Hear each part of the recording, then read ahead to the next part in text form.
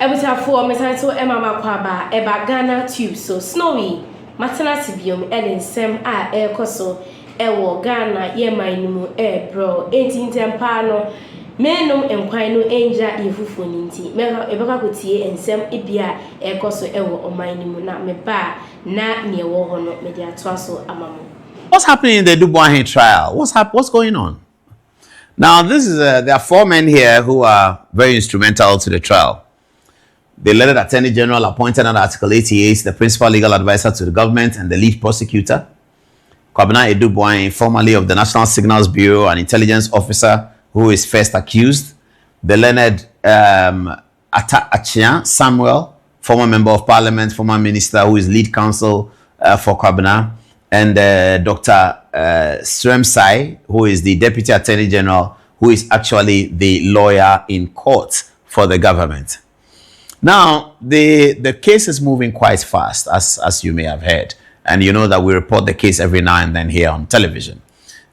In reporting the case on television, we always have to be careful not to run foul of the contempt threshold. And so we are going to be guided by that, as we have been guided by it all the time. Today, we're going to lead you into one of the important cross-examinations that have happened in the Kwabena Boahene trial. Okay, let's go to it. Now, it's a cross-examination of can we start? Yes. Okay, they're going to put it together. It's a cross-examination of a lady. Yes, her name is the PW2, and PW2 is called Ruby Opokua Edumwa. Now, she was in charge of the finance and administration of the National Signals Bureau. So how it works is that when there's a criminal trial, the prosecution will begin to build their case. So the prosecution have the charge. They charge the accused person. The defense, they charge them. So there's a charge sheet, and the charge says that you so accused of stealing contrary to section Okay. So the prosecution opens their case in court and sort of merely announces the charges to the judge and to the court. The judge already knows, everyone already knows, but they have to put it on record. So they announce it again and say that we are prosecuting for this, that. They also tell the court that in prosecuting, we are going to be calling Mr. XYZZZZ to support our case. And that's what they call them, prosecution witnesses. You may have heard something about some people who are being accused now becoming prosecution witnesses. That's a matter for another day. Today we are not on that yet. So the lady called Opokua, can I get the first page again? Ruby Opokua Edumwa is one of such prosecution witnesses. She's a director of finance for the National Signals Bureau, and Kwabena Boahene is being prosecuted for acts and omissions, or omissions and acts of something he's alleged to have done in his capacity as the Director General of the National Signals Bureau. So in that capacity, this prosecution witness too, Ruby Opokua Edumwa, was Kwabena's head of finance. And so they are talking about money. They are alleging that some money has been either stolen or misappropriated. So it's important that the head of finance comes to testify. And the head of finance is testifying for the prosecution against her former boss. That's what she's testifying against. So that's the stage that you need to understand. So okay, so they want me to go straight to it. So the theme 1 is the testifying to save herself. Now, the lawyers for Kwabena Boahene seem to be suggesting to the court that the entire testimony of Madame Ruby is designed for Madame Ruby to save herself one way or the other from prosecution. That's what the lawyers are saying. That's not what we are saying. That's what the lawyers for Kwabena Boahene seem to be suggesting to the court. And here is how we know that. So we go straight to the question and answer. So there's a question here that, have you ever filed an asset declaration form? Ruby says, no, my lord. Atachan says, do you remember the last statement you wrote out for the benefit of Iyoko? Ruby says, I do not remember. Atacha says, is that the statement? So Atacha shows her the statement, says, is that the statement that you signed out for the benefit of Iyoko? She says, yes, my lord. And Ata says that, and you wrote it yourself? And then she says, yes, my lord. And Ata goes on to say that, what is the date on the statement? Then she says, 9th May 2025. Then Ata says that, do you know when the accused persons were arraigned before this honorable court? Then she says, no, my lord, I do not know. So her statement is signed, her statement that she gave to Yoko is dated 9th May. And so counsel for the defense asked her that, your statement is dated 9th May. Do you remember when the accused persons came to court? Because normally the statements are taken before you come to court. The statements are part of the investigation, so they are taken and then you come to court. So by the time you come to court, you have done your statement already. So she says she did her statement on the 9th of May, and then the lawyer is asking that, do you know when the accused persons were arraigned? She says no, she doesn't know. Okay, then the lawyer gives her something, a document, and says, have a look at the charge sheet. He gives her the charge sheet. What date is filed? And then she says, my lord, it's 30th of April 2025. Then Atachan says, I suggest to you that was the date the accused persons were arraigned before this honorable court. And then she says, my lord, I am not aware. Then Atta goes on, I suggest to you that after the arraignment of the accused persons before this honorable court, you gave the statement you referred to dated 9th May 2025. Then she says, yes, my lord. What the lawyer is trying to say is that the statement that you have written, you wrote it after the accused persons were arraigned.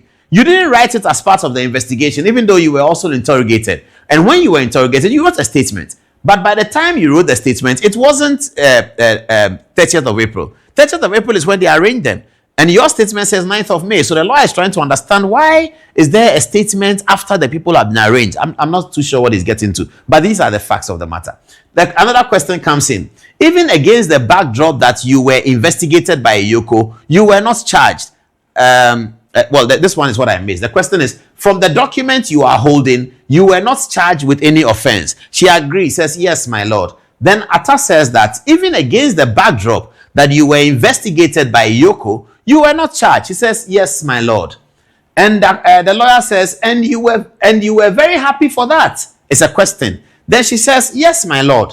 My lord, I believe investigations are supposed to find out the truth. So if Iyoko deems it fit that I am not charged, I cannot comment about it. Good answer. Oh, well, I shouldn't comment on whether it's good or bad. I take that back.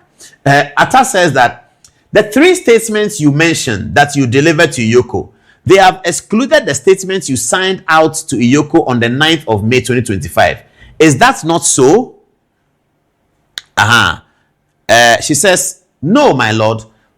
My lord, for clarity's sake, I wrote 3 statements, including this one. So the counsel for the defense is saying that the lady says that she wrote 3 statements. Only one has come. And the one that has come is actually dated beyond the time that the accused persons were arraigned. That's the point that the lawyer is trying to get to. And then she agrees. Then the lawyer then makes an application to the court as follows. Counsel for the accused persons. My lord, at this juncture, this Atachian speaking. My lord, at this juncture, we pray for your order for the 2 other statements to enable me continue with the cross-examination. The court, counsel for the Republic, is hereby ordered to retrieve the said 2 other statements from Iyoko and file same not later than the close of day of tomorrow, 13th November 2025. Counsel may continue with cross-examination on a different line pending the filing of the statement ordered to be filed. Okay, so the judge agrees with Atachia that if the lady has written 3 statements and you brought only one to court, and the one you brought is actually dated beyond the time that the prosecution, the time that the accused persons were arraigned, then we need to see the other 2.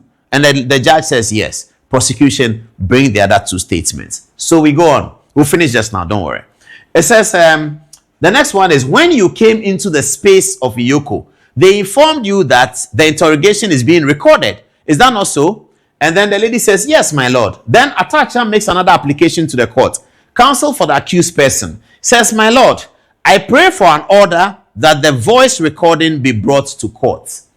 Okay, so that's where the fight begins in court that day. So Atacha says there are 3 statements. You have one. We need both. He makes an application to the court. The application is granted immediately. The court says order it. Atacha further asks her that when you went to Iyoko for interrogation, they recorded it, isn't it? The lady says yes, they did. They told me they were recording it. Atacha then makes application. My lord, we want that recording also. Then here is the response from Sermsai, counsel for the Republic. He says, respectfully, my lord, we are opposed to the request on grounds that the subject matter request does not satisfy the grounds for further disclosure.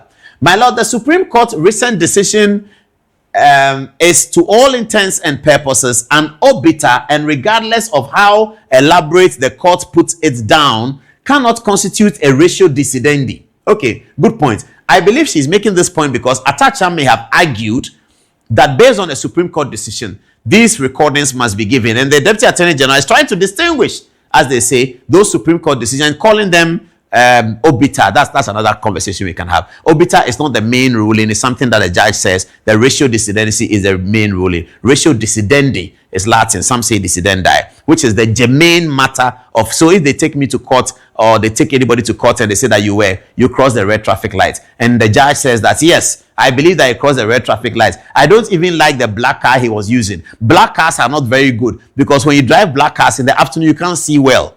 All of that, what the judge said, black cars are not very good. If you drive a black car in the afternoon, you can't see well. It's called obiter. It's not the main issue. The main issue that the judge was ruling was whether the accused person has crossed the red light or not. So Stremsai is saying, now what is important that can be imposed on the court is the ratio. Where Supreme Court has decided something, all other lower courts must follow the decision of the Supreme Court in a similar or the same matter. So sorry, I needed to digress to explain that. But let's get back onto the thing. So he says that the Supreme Court's thing was all not ratio. It continues. It says, my lord, this is the Attorney General speaking. The issues before the court is what determines what the ratio of a decision is. Correct. If the court decides to veer off and make pronouncements on matters which do not form part of the issues before it, and in respect of which arguments were never taken, the authorities on what constitutes judicial precedent is clear on the matter. And therefore, this court and all other courts are not in any way bound to follow a decision which is contrary to precedent. So the Attorney General opposed the point that the recordings from Iyoko should also be brought to the court. He opposed it vehemently. He goes on to say, my lord, the precedent for this matter still stands, which is a Supreme Court well-considered decision in Boahene, which this court has digested in my lord's erudite, most immaculate ruling, which is that relevance is a key consideration in determining application for further disclosure, respectfully submitted. So the Attorney General is saying that the recording at Iyoko is not relevant. And then Atacha said it's relevant. Eventually, well, the Atacha responded, but we will not take the response because we don't have time. And then the arguments continued. But eventually the court said, by court, the opposition is overruled. The audio recordings in the custody of Iyoko in respect of the interrogation of Edith Ruby Opokuwa Edumwa, if any, be procured by the Attorney General and filed as a further disclosure. Same to be filed not later than close of day tomorrow, 13th November 2025. So this is what happened. This is what happened in the court. So you get it, isn't it? Now the judge said, bring the other statements, bring also the audio requirements. So the Attorney General's opposition was overruled. All right. The cross-examination then continued. Atacha said, I put it to you that the only reason why Iyoko admitted you to bail on pain of incarceration is because you were a suspect. So the lady said that when she went to Iyoko, she was admitted to bail. And Atacha is trying to say that you admitted to bail because you were a suspect. And then let's move on. She says, my lord, I do not know. And the question is, at the last sitting, you were making a comparison of two invoices which had the same invoice number NSC006 generated by ISC Holdings Limited. Then kindly refresh your memory on this. So she says, yes, my lord, they give her some documents. Then the question is, the items as described in the two, these are the invoices for the purchase of the equipment that has become the center of this trial. The items as described in the two invoices are different. Is that not so? Says, my lord, there are two different items with the same invoice number. I remember I said we had not seen one for procurement of cyber defense systems in our payment records. What we had was the procurement of digitized investigative auditing systems with invoice number so and so in our records. Question is, with one of the invoices, it is addressed to you. It's addressed to who? He says, which one of the invoice addressed to who? He says, my lord, one is addressed to National Security Council, which was not the one we paid for. Then the question is, and the other is addressed to who? He says, my lord, the other is addressed to BNC Accra, Ghana. Okay. Then the question is there also NSC/BNC there? He says, my lord, it is BNC. Then the question is, can you see a customer ID on the invoice number so and so, which relates to digitized investigative audit system exhibit B4? They show it to her. It says, my lord, the customer ID number is NSC. Okay. What is the customer ID number on the invoice relating to the cybersecurity equipment? identified as the document? The answer is, my lord, the customer ID in relation to the procurement of the cyber defense system is NSC BNC. Question. So how do you come to know the invoices relating to the digitized investigative auditing systems? Then she says, my lord, the digitized investigative auditing systems, which is also NSC 006, was what we made payment for in our records. Then the question is, who delivers the invoices to you? Says, my lord, as I mentioned earlier, my boss is the one who sends it to me. Sometimes I am on copy in the email, but I still take instructions from my boss on what exactly to do. His boss is the first accused, Kwabena Boahene. Question is, when your boss has not sent a copy of the invoice to you and you are not kept in the loop in the email, you have no knowledge of the invoice. Is that not so? And said, yes, my lord. So the court then rules. Suit is adjourned to the 9th, 10th, and 11th December 2025 for continuation of cross-examination of second prosecution witness by counsel for the accused person. Witness steps down. So this is what happened. This is the latest. The lady is now being cross-examined. It turned out that two of the statements that she wrote, which the defense counsel were hoping to rely on, was not available. An application was made by Leonard Atachia. It was successful. That application initially was not opposed by SUBCRIBE, the Deputy Attorney General, who is a lawyer on account. Then another application was made by Atachia that we want also the video recording, the video and the audio recording of the interrogation when you went to Yoko. And that was vehemently opposed by the Deputy Attorney General, but the court ruled against him. We do not know whether the Attorney General will be seeking to test this at the Court of Appeal, because he can file an appeal to the Court of Appeal asking the courts to, or maybe he can go with a straight application to the Supreme Court, an application in certiorari, to quash the decision of the High Court, to bring those things. We don't know whether that's what is happening. We are not sure. But right now, we also don't know whether those documents have been delivered. In fact, we have to check tomorrow with the courts whether those things have been delivered. But we don't know. But this is the latest on the Kwabena Boahene trial. So you can make how you want to. For Akaba, Madam Samoje, where equity in semi ecoso ever on my dining for our comments no ebra comment section. Now making ka subscribe, hit on the notification bell so and then first time I show me and a magic way never for saying in 78 na when yan enten pass. So modafo snowy and at midday and semi ebremo this year the episode for my crowd.